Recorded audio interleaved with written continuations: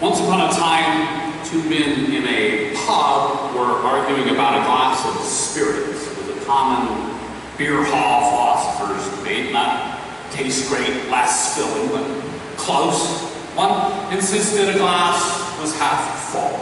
The other insisted it was half empty, and the two reached an impasse, getting louder and louder with their claims. Half full, half empty, half full, half empty. And this went on and on until a woman they both knew walked in. One of the men called her over, poured half a glass and handed it to her. Hey, this lump here says that's half full. I say it's half empty. What is it? The lady looked at the glass and drank the contents. What is it? She said. It is delicious. Theological arguments often remind me of that story, or that story reminds me of them. Believe in my version of God. No, believe in my version of God. It goes on and on. But unlike the bar story, those debates can get very nasty and mean, losing all perspective of life and miss truly tasting and living and love. Most of us here know that people with differing theologies have protested outside our church, sent angry emails and written raging letters to the editor because they disagree with what they think we think and want us and others to only believe what they think is the one true version of theology. Theological bullying can get much worse than protests and nasty letters. Families abandon members to the streets. Individuals get bullied, hurt, even killed. Strangers who do not believe as some religious people do are feared so much religious people ignore, or worse, theologically support targeted groups of strangers. Terrorism has been wrought and wars have been fought and many deaths caused over theological disputes. Holier than thou, my idea of God requires me to hate anyone with an idea of God that is different is a disease that can be very harmful. Some get so into their philosophies and their theologies they forget the taste of life that matters most. Loving God and thy neighbor as thyself. Love is far more important than differences in theology. Jesus observes there is no commandment greater than love. None. But sadly, some want to put God in a box and lovingly claim God only sides with them, only hears their prayers, only fully loves those who are like them in beliefs and heritage.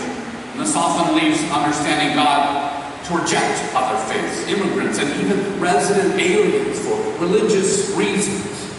The idea of my God loathes other gods and other peoples has been around for thousands of years. It's around now, and it was around when our lesson was written.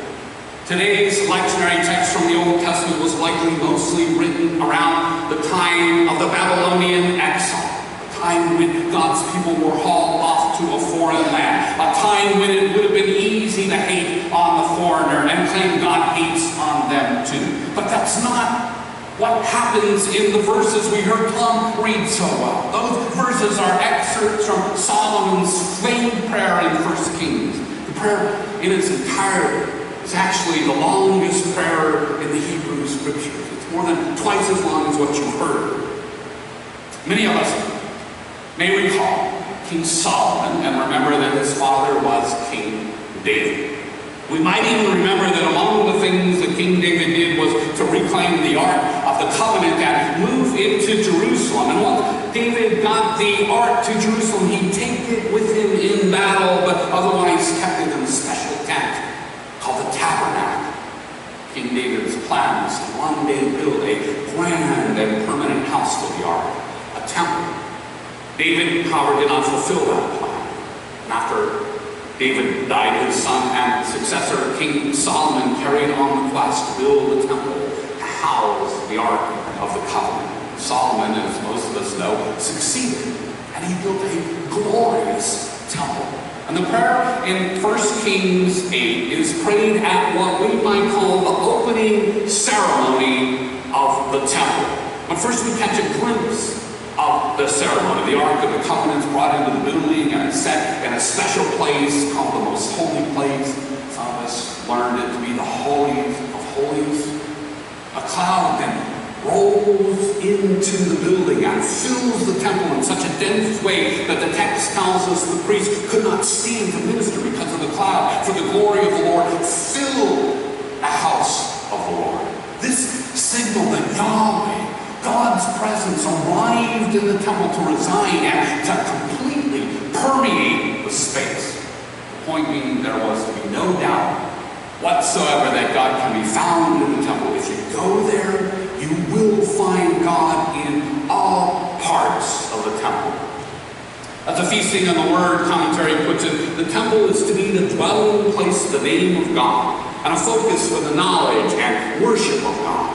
The commentary goes on to point out that many in Christianity ignore, forget, or never learn. Quote, God is not confined to that temple, nor is the scope of God's concern and God's work to be confined to the people of Israel. End quote.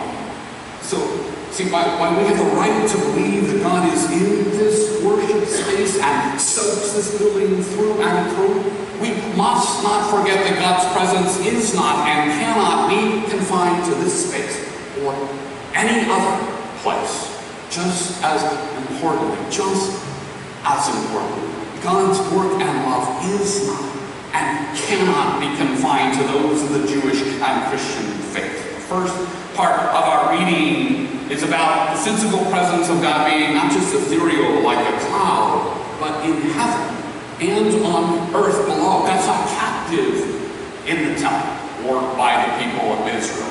In fact, the author of the passage we heard is as wide a swath as possible to God. Both God's immanent, natural, and transcendent, supernatural natures of God are mentioned. God's existence is both here and beyond. And so while we can claim to experience God, we cannot claim to experience God fully. That is, God is here with us and in us, but also well beyond us. We can hear this in the words of Solomon when he says, but will God indeed dwell on earth? Even heaven, the highest heaven, cannot contain you, much less this house that I have built. And here's how the Feasting on the Word commentary summarizes the everywhere for everybody assertions about God in Solomon's prayer. Quote, the sophisticated theology of 1 Kings 8 grapples with both the prospects and the pitfalls of Solomon's erection of an official state shrine. This theology upholds God's gift of intimacy, eminence, with God's people, but simultaneously insists in God's lofty independence from all parochial ties, transcendence. And with this theology understood, the symbolism of Solomon's temple becomes a blessing for us rather than a xenophobic curse imposed. The point is that Solomon wisely sees beyond the theological arguments of half full, half empty. God is this, God is that. I am right, you are wrong. His theological answer to what is it when asking about God is akin to the woman in the bar's answer. It is delicious, which in my opinion is at the end of the day where all theology ought to end. Life is good. God is good all the time. All the time. God is good. That is the good news.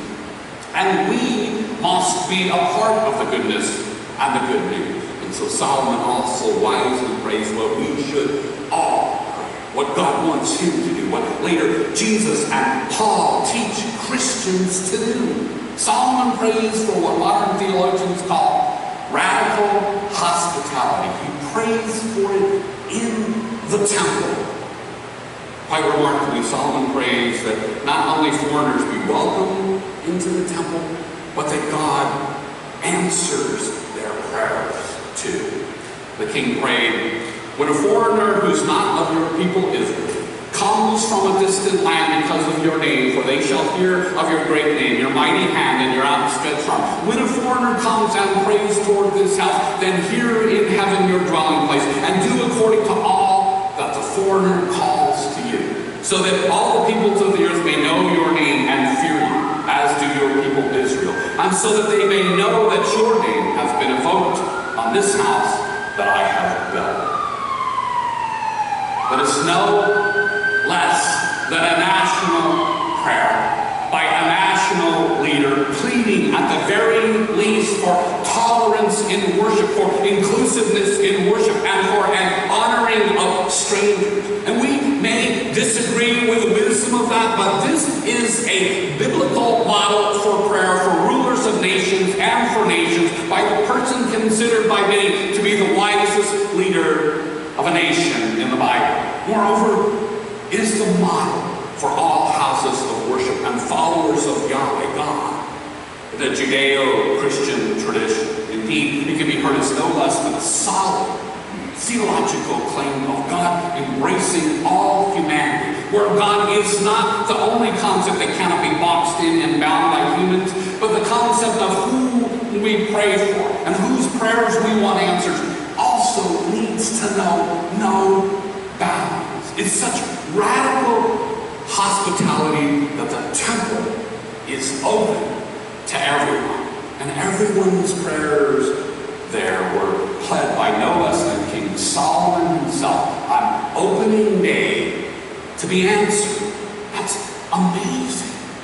God is understood to be so big that God not only seeps in like a cloud to soak the temple, but soaks all of creation and beyond. God's love can be heard to seep in and love everyone, everywhere, all the time. There's no strings attached to God's presence or God's love in Solomon's prayer. And that wise leader prays that that be the case. That is an expression of radical hospitality. And I hear from time to time how the Old Testament seems to have leaders and a view of God that's not loving. But here is this story defying that notion. And it's not the only one. Radical hospitality is a constant theme in the Hebrew text. Strangers are to be welcome and treated well and treated equally. To quote Leviticus 19:34, the alien who resides with you shall be to you as the citizen among you. You shall love the alien as yourself.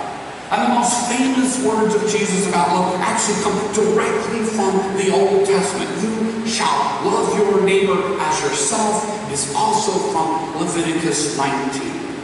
Indeed, many Christians seem to forget that Jesus is a very Jewish rabbi, and his theology is derived from the sacred text of Judaism. Solomon's prayer was written while the Jews were in exile, strangers again in a strange land. And the part of his prayer that we're looking at today can be heard as an earlier exilic version of do to strangers in our temple what we want done to ourselves in others' temples. And ask God to do to their prayers what we want done to our prayers. And Jesus' wisdom, of course, leads to this as well. His second most famous teaching is do to others what you want done to yourself. You see, love of neighbor and the gist of the golden rule is wisdom Solomon taught as a leader of a nation. Jesus the Christ, whom we know as God incarnate, taught that same wisdom. I find that awesome and significant and very, very wise. I mean, we all leave here today thinking about the lesson of the wisdom of knowing that God and God's love is boundless and cannot be contained. And may we and our nation leaders give due consideration to the wisdom in the prayer that Solomon prayed. A prayer that when even those of other faiths come from distant lands, that God hear their prayers and answer them, so that all the peoples of earth may know God and that God is here and loves unconditionally.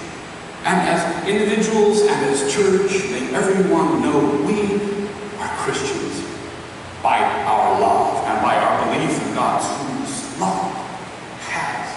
No.